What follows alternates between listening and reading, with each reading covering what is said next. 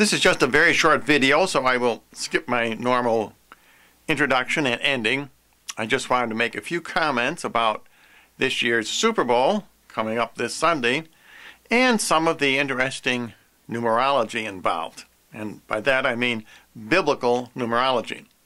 And the reason is because God sometimes gives prophecy through sporting events and very often through numbers.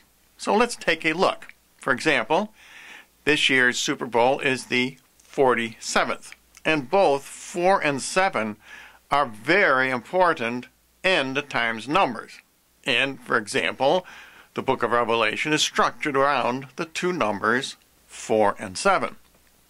Plus 4 and 7 equals 11, which is a homosexual number, a very disturbing type of number, as many people are seeing. We see 1111, I do, for example, all the time, and I know it is a warning type number. Also, 4 times 7 equals 28, and 28, as I'm sure you know, is another end times number. In fact, as I pointed out on my video about the Sandy Hook tragedy, 28 is the number for Babylon in the book of Revelation. It's also interesting how many number 23s are involved. For example, both coaches, who happen to be brothers of the two teams, were born on the 23rd of a month. I believe one was born on September and the other born on December, about a year apart. And of course we know the number 23 is an evil number because it places man, that is number 2, over God, number 3. And when you do that, you get the decimal 0.666, which is the number of the Antichrist.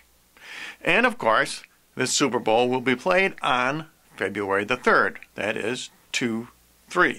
Now, I've been watching some other people's videos on YouTube, and they seem to think that it's possible that if one team or another wins, that will be a sign from God. But in this case, I really don't think so. The Ravens, that could be a bird of ill omen, so will they win or lose?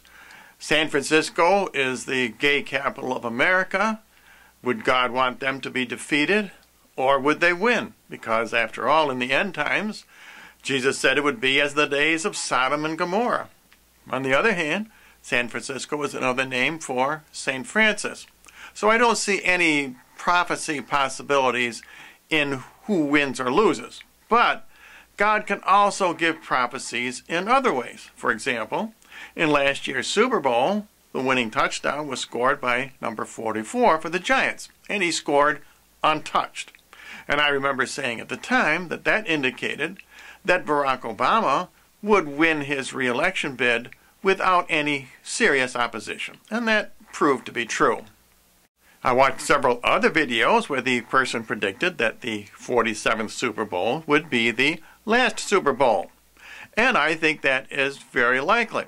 Although I also said the same thing 3 years ago, and the 44th Super Bowl was not the last Super Bowl. So God can use that as a prophecy, or maybe not. Maybe there will be more Super Bowls. And if you have any comments, what do you think? Add them below and we can have a discussion.